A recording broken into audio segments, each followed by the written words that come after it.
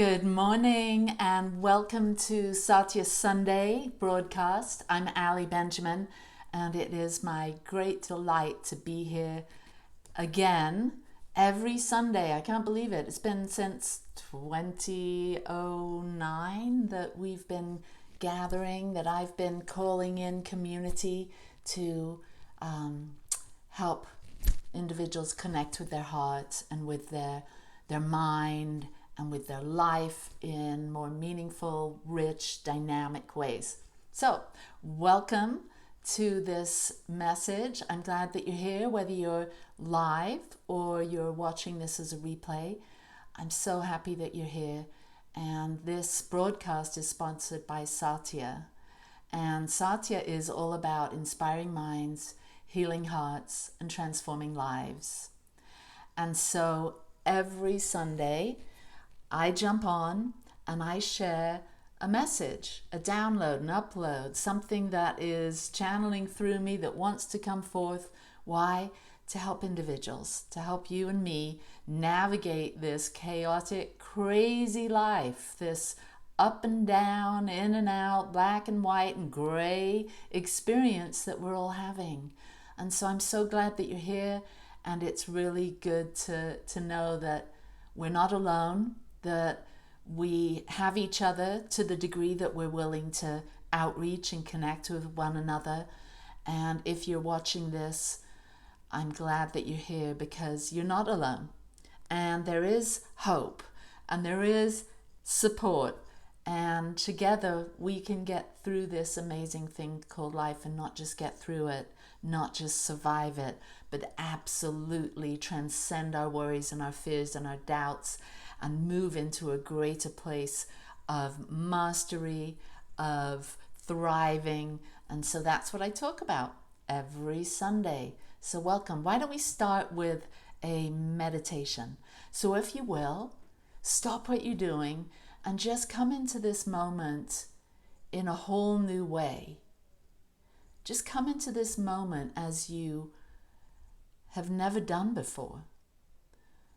And when I say this moment, I don't mean just with me, but wherever you are, whatever you're doing, the surroundings that you're in, just stop and arrive in the moment with a sense of freshness, with a sense of curiosity that you've never been here before, that the now moment is truly the only experience that we've ever really had. We can escape to the past in our mind, in our memory, and we can escape to the future and project into the future, but we really don't know what that is. So let's stay at home in the now. So take a deep breath and relax into this moment. Awaken to the moment. Here we are together in this moment. There's nowhere else to be. There's no one else to be. Nothing else to do other than simply be here. You're right on time. Now is the time. So trust and know that all is well in the here and now. Be awake. Be awake to the moment. Be awake to the peace that exists in this eternal now moment. You're right on time. Trust it, feel it, and know it. Take a breath, relax the body, wiggle your shoulders, your toes, your fingers, and open your eyes and come back into this space. Where are you? I'm in this room in our home in Farmington, Utah. Where are you? I'd love to know, so drop a comment below so we can get a sense of who's here, who's watching. Even if you're watching this as a replay, let us know. This way we can start to connect in this elusive thing called time-space. Because here we are, and we're focused in time-space, but really we're so much more than what's going on in the physical. That's what's going on in this imaginary, elusive thing that we call time. There's so much here. So let's just arrive and open and receive, because I have some really thought-provoking things to share with you today. So I looked up time because my theme today is on time. And what does it mean to be on time? So I looked it up in the dictionary. It says time is the continued sequence of existence and events that occurs in an apparently irreversible succession from the past through the present and into the future. So we've defined time as human beings as we've evolved and began to become self-aware and get a sense of the universe and the way things work. Those intellectuals that have contemplated time and everything else have come up with definitions or ways of explaining this elusive, transitory thing that we call time. We have clocks, we have calendars, we've attempted to organize our thoughts around time. Why? So that we can make sense of who we are and what we do and why we're doing it. All kind of fits in to this thing called being a human and creating our story, thought by thought, action by action. And time seems to somehow play into this arising of happenings and this arising. Just like every morning you wake up, we sort of re-emerge into time because we've been somewhere. Where were we? Yes, our body was asleep on a bed or wherever we were sleeping or napping, but there's something more to us than just the body and just the thinking mind. There's this dimension of us that is timeless and spaceless, that exists out of time and space. We call it spirit, we call it our true self. You may have a name for it, whatever it is. We're threefold in our being: body, mind, and spirit. So we get to explore that today as we dive into time and what it means to be on time. And so time, this is from Ernest Holmes, one of my teachers. He says, it's a sequence of events in a unitary whole. Time is not a thing of itself. It is simply a measure of experience in eternity. Time does not contradict eternity, but allows it to become expressed in terms of definite experience. Time is necessary since it allows experience to take place. It's impossible to measure time. For yesterday is gone and tomorrow has not yet come, and today is rapidly slipping past. If we were to attempt to put a finger on any period of time, it would be gone. And we couldn't point to it. But elusive as time is, it is necessary to experience. Thanks, Ernest Holmes. So this week we're going to be exploring the concept of time, how it relates to our everyday life, how to befriend time, and how to actually be on time, spiritually speaking. So what do I mean on time? I mean to be present to the now moment, engaged with life, moving through time and space in what many call a flow state. We're going to look at that. A flow state regularly. We can depend on this regular state of flow. So there are several mindsets, things we do, feelings that we have that take us out of time, that have us believing that there's not enough time, that we're feeling rushed, hurried, or stuck. So we're going to take a journey through time and realize that inevitably we're always going to end up at the same time. What's that? It's the now. We're always going to be ending up right here and right now, because that's all we have. But the human mind has constructed this thing called time that seems to be fairly linear, but is it? So, now I have an affirmation I want to share at the moment, and we're going to circle back to this at the end. And the affirmation goes like this: I orient to the now moment. I tune in. I materialize effervescence.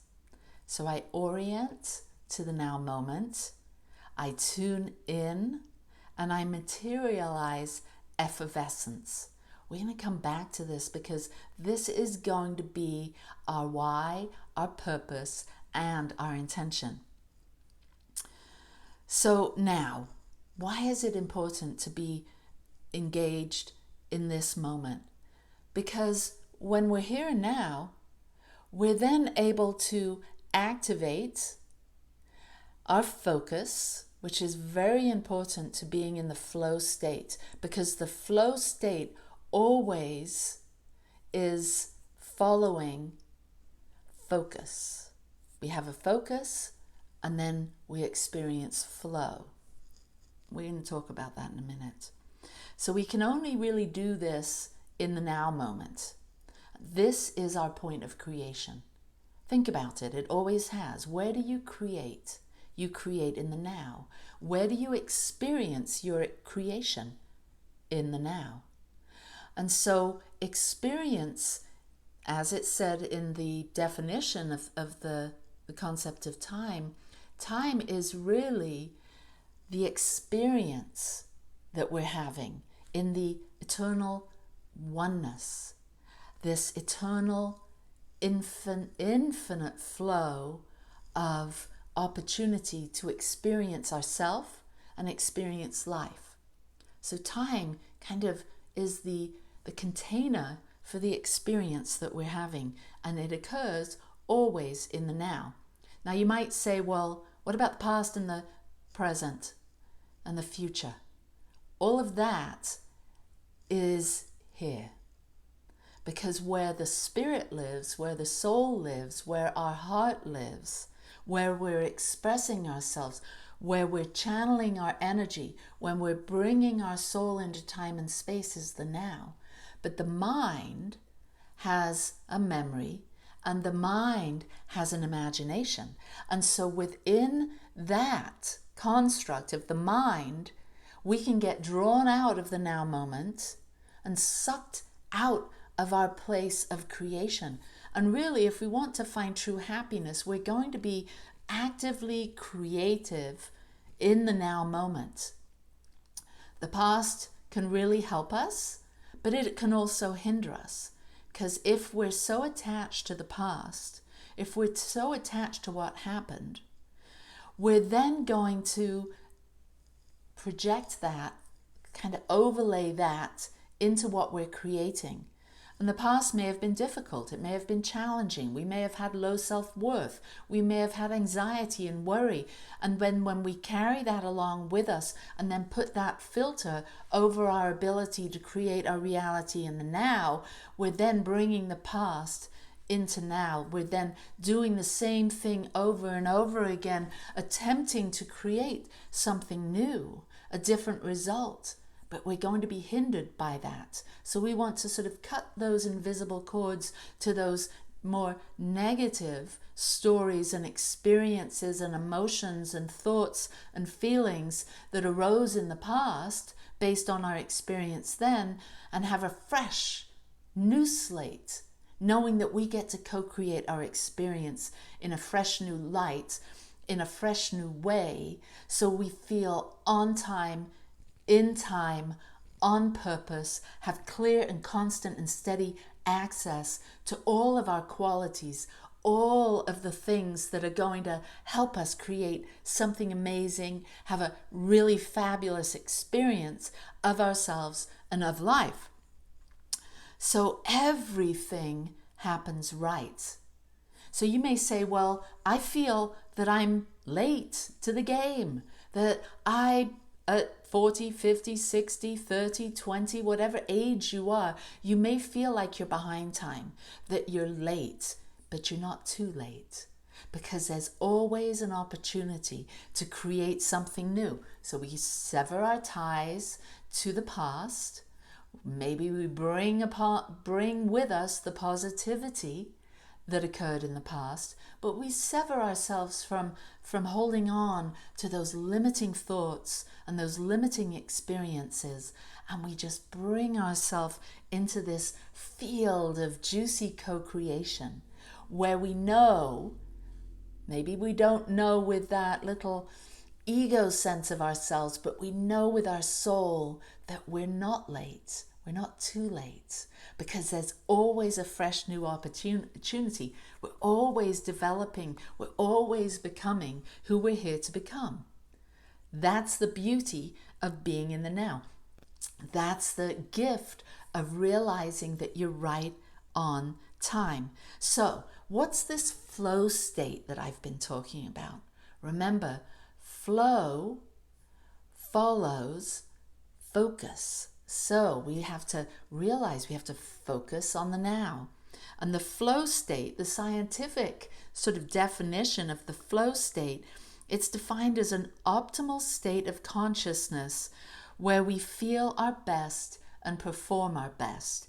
You felt it. Maybe you've been doing a physical activity, a sport or a hobby or something, and you feel that flow where things are clicking and things are moving, and you have a state of consciousness, and we feel our best and we seem to perform our best. That's kind of the mainstream definition of flow. But more specifically, in a nutshell, flow refers to any of those moments of rapt attention, of total absorption. You felt it. Your attention is on whatever it is you experience, whatever it is you're doing. And your attention is completely focused there. We're focused on whatever we're doing, the thing at hand, the conversation we're having, the creative endeavor that we're engaged in, whatever it is, our attention's there, we're completely focused. Everything else seems to disappear. I feel this when I'm painting. I feel this when I'm writing. And I'm currently writing my dissertation for my doctorate, and I get into that flow state. All of my attention is focused, and I feel things are just supporting me. The universe has my back, and everything else disappears. And then there's this action and awareness that kind of merge. The sense of self and what I'm doing become like a unified, coherent thing or activity or experience. And my sense of self kind of disappears for a moment because it's merged with what it is that I'm experiencing and what it is I'm doing. And that voice in my head that can distract me, that inner critic, it's gone because I'm so absorbed. I'm so focused. You know this flow state. You've experienced it. Time starts to act irregularly. It either speeds up or it slows down. And then there's this sense of our mental and our physical performance, whatever it is we're thinking, whatever it is we're doing, seems to be enhanced. You felt it. I know. Now this is the flow state. So why is it that this happens so occasionally? And maybe you're one of the lucky ones that experiences it more often. It's probably because you've done a lot of inner work. It's probably because you've got a meditative practice. It's probably because you've focused on your purpose, why you're here, who you are, and what you're going to do about that. That's what the spiritual path is all about. We start to get really clear. So maybe you're one of those people that experiences this kind of flow. And maybe you're not. Maybe you're one of these individuals, and I think we all experience this on occasion, that feels stuck, that feels anxious, that feels sad, that feels depressed, that feels like I'm not enough, I can't do it, I'm confused and puzzled and I'm worried. Have you felt that way? And when we're feeling that way, it's as though our world gets really small, and then the voice of that inner critic, that ego mind that worries, begins to take over. And this is where we feel stuck. And even when we have a goal or a task or some work, we can't seem to organize our energy and attention in time and space to be able to move forward. And so that flow state is far away. But it's not, because it's really right here.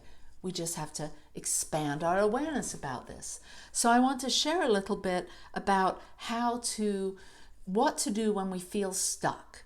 And many of us, when we feel stuck, we start to feel this procrastination creep in. Like we can't really get to the motivation to do the things that we want to do.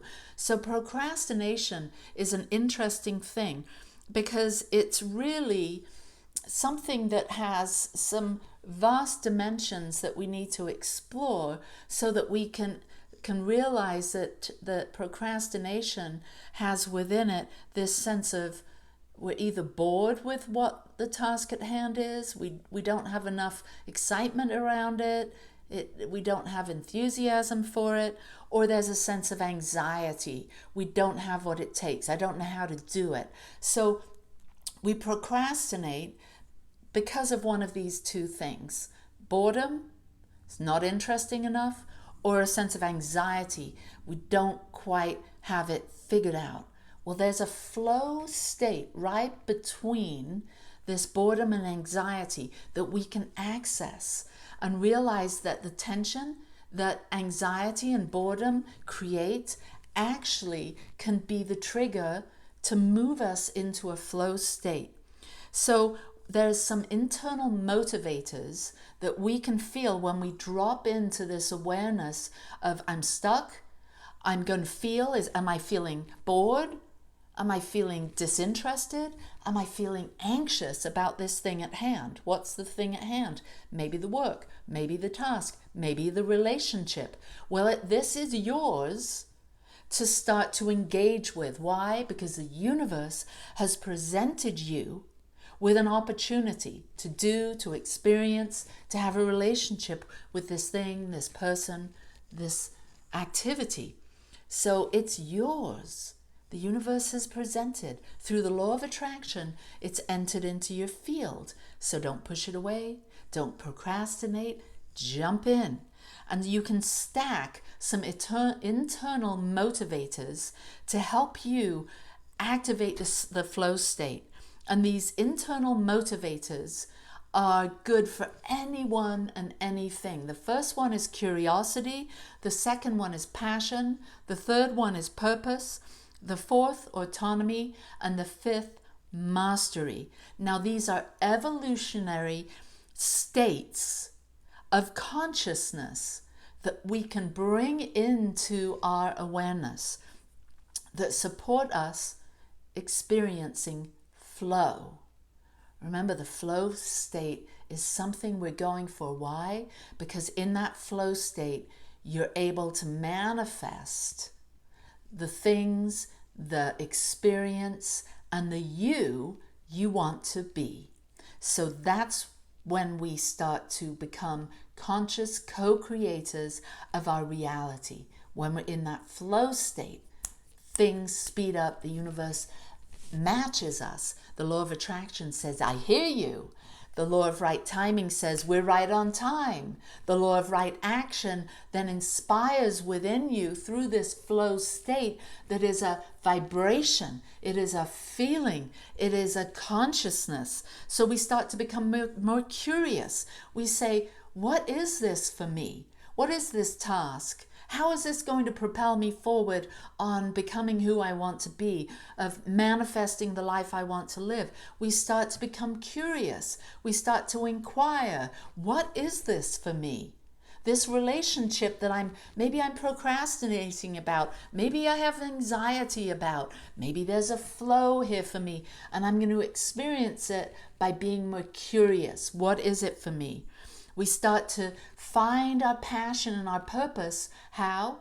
By asking ourselves, what's most important to me? How can I activate a deeper passion and involvement with what this thing called life is? I know that the spiritual path is about asking, who am I?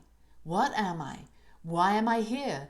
And by asking these inner questions, by becoming curious about our passion, our strengths, our weaknesses, our energetic flow, about how we love to participate, what our skills, our talents that are at the tip of our fingers that might be a little unique and different from everyone else around us, we start to choose our passion. We start to get more clear on what our skills and talents and our abilities are, and we begin to live a life where we choose to stay on focus with our passion and our purpose. And many of us, especially those of you that are working with me one-on-one, we've created a soul purpose statement that keeps us in alignment with our co-created amazing reality, that we're doing this all together and we're bringing our purpose and passion into focus. And when we do this, we start to gain autonomy. Now, autonomy is the capacity to make informed decisions based on who we truly are, based on our unique vision, our passion, and our purpose. We begin to have passion, purpose aligned with our sense of autonomy, who we really are. Outside of what the outside world tells us, we have sovereignty, we have mastery. We begin to have this independent self-governance over what we're thinking, how we're feeling, and how we're organizing our time, our talent, our energy, and our resources. This is autonomy. And then that's stacked on mastery, which is what we're going for here, is mastery. Why? Because in the flow requires us to be curious, to be in alignment with our passion and purpose, to have autonomy, and to have mastery, knowledge, understanding, and control of our thinking, of our emotions, of our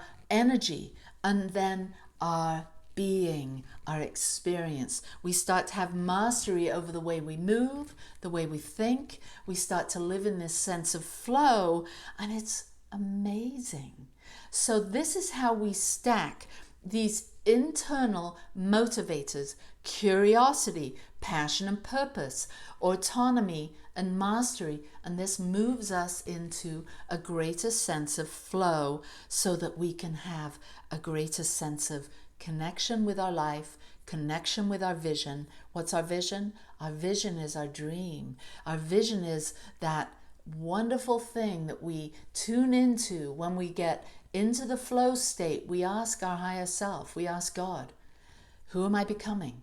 What wants to flow through me?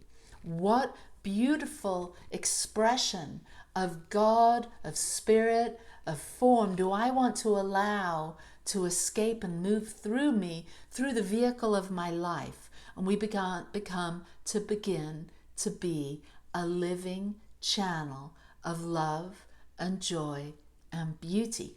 That's why we're here. And when we realize that, we realize we're right on time. No matter what's happened in the past, no matter whether you've achieved your goals or not, whether you feel like you're too young, too old, whatever your ego's story is, what I know is it's never too late. You may be late compared to those others in your life, but you're not too late. You're right on time for you, because you are a unique, individualized expression of God, of life, of the universe, made and formulated in a very particular way, one of a kind, beautiful, perfect, super kind, careful, wonderful, creative, smart, wise, trusting, co-creative, peaceful, peaceful warrior for love. That's what you are. That's what we all are. So let's move into a place of activation. Let's activate this together. So closing the outer eyes and moving to this place of complete, utter knowing. There is an omniscience, an all-knowing, wise intelligence that I'm a part of, that we're a part of, we all are. We have access to this intelligence each and every moment. Let us bring it online now. I know there is an omnipresence, an infinite loving presence that is everywhere. Its circumference is nowhere and its center is everywhere. Some call it God, some call it universal intelligence, some call it love, whatever the name is. It is who and what we are, this omnipresence and this omnipotence, this power, this force for good, this spark of life and light and love that is emanating and circulating through every living thing in time and space. It's giving rise to the material plane. This omniscience, omnipresence, omnipotence is who and what we are. And we relax into that and know that all people, through time and space, through history, through the future, through eternity, are this omniscience, omnipotence, omnipresence, perfect, whole, and complete, on time, in the here and now. So let us know and accept that we're curious, that we have passion and purpose and power and autonomy and mastery over all our skills and qualities in co-creating, in this wonderful co-creation with this immense, enormous power of love. So we relax and surrender and just release and let go and surrender to the flow, knowing that all is good, all is on time, in the here and now. And we arrive where we always do, right here and now, with great love and great appreciation for who we are, for what we are, and all the opportunities and the blessings that are showering down upon us, through us and in us and as us all the time. Peace and blessings to you right where you are. Thank you for being here today. Just your presence has inspired and helped co-create this stream of consciousness that I call this message today. Thank you. And if you'd like to support this ministry, you can go to growingedgelive.com or satyalive.org, and you can make a donation there, or Venmo us at Satya Center. And thank you. Thank you for your ongoing support, and thank you for your love. And remember that we have a team of angels here, prayer practitioners, mental scientists, spiritual practitioners that want to support you in moving through a challenge and a struggle, or helping you to build consciousness about what you're creating in and as your life. And we've got people that want to work with you.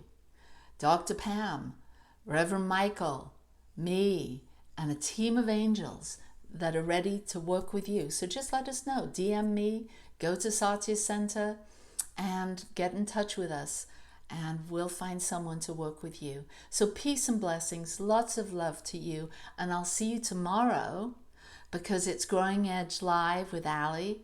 You can find us either on our Facebook, Satya Center, or you can go to our YouTube, Satya Center, go to the live videos. You can find us broadcasting live tomorrow through the New Thought Media Network. I've got an amazing guest tomorrow, Renee Southworth. She's an adventurer, an advocate. She's an amazing person. She's a herbalist. She's traveled the world. She's always seeking to help and support others that are less fortunate. Come and find out about this amazing young woman tomorrow with me as I interview her on my show, the Satya sponsored Growing Edge Live with Ali. So see you tomorrow at 10 a.m. Mountain Time. That's 9 a.m. Pacific. And I'll see you then. Mwah. Peace and blessings. Go with the flow. You're always on time.